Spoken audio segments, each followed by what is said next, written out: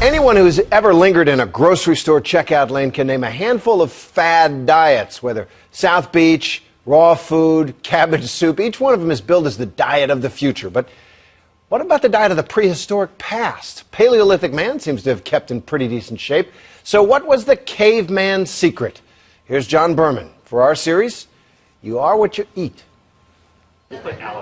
On this normal winter afternoon, I might not be prehistoric, but I am eating like Fred Flintstone. They're a page right out of history. A small piece, please. Thank you. Why would I say no to steak? I might not be carrying a club, but I am dining like it's 10,000 BC. I can eat the fat, too? Yes. I might not be a caveman, but I am trying the caveman diet. Good Lord. A small, very small piece, and then I'm done. What cavemen ate was meat. Meat they killed. Also vegetables and nuts. What they didn't eat, besides processed foods, was bread, grains, rice, anything that's a product of agriculture. Caveman diet is sort of slang for this meat fest, which people swear by to lose weight and get ripped.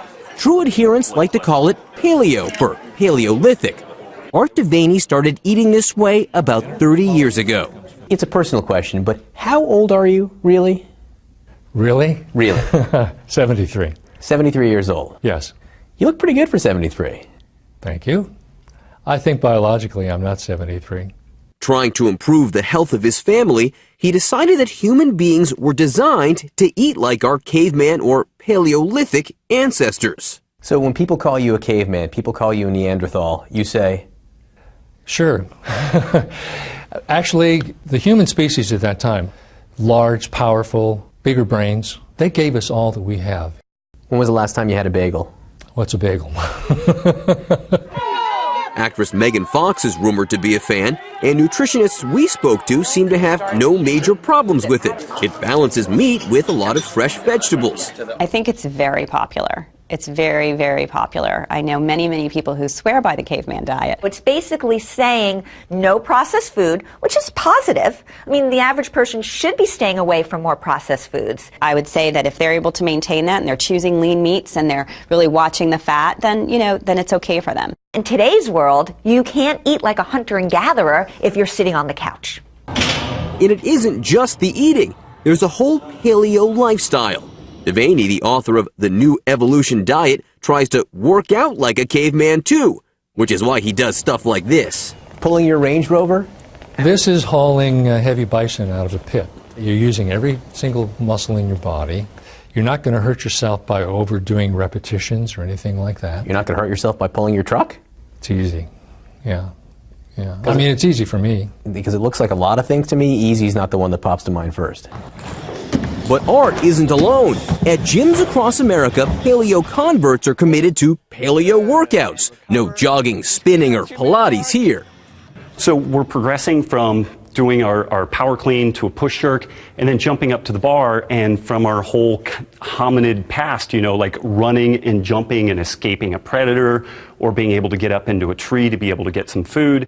Rob Wolf, author of The Paleo Solution, runs a gym like this in California. All this powerlifting and climbing, imagine trying to escape from a mastodon. When you go into your gym, what's going on that's different than if you go into Equinox? Usually when people walk in initially, they're not sure if it's an automobile chop shop or what exactly it is, because it's just a big warehouse. And then there are gymnastics rings, pommel horses, kettlebells, cargo nets that people climb.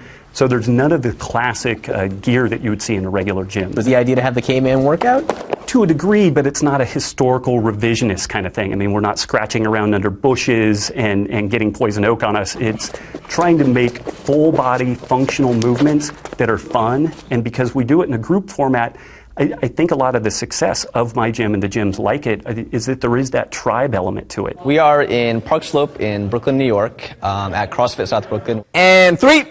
Hold. At the gyms, they love the tribe. And recover.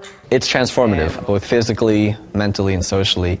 You come in and you're sort of accepted for who you are, and then immediately challenged to get better. But this tribe isn't just about diets and exercise. While the workouts look tough, the tribe knows how to play too. In this CrossFit gym in Brooklyn, they had about 70 people in their Paleo Challenge, eating, living, lounging, and partying like our ancestors. So you've converted 1 million people, but the core members, I mean, who are the people really into this? You would think it's totally the lunatic fringe, but it's everybody. So it's not people wearing bear skins and carrying clubs. No. There's a lunatic fringe of that, and it's funny for everybody, us included, but that's not the typical person at all. So next time you see a fit guy in a business suit, run to the caveman. I'm John Berman for Nightline in New York.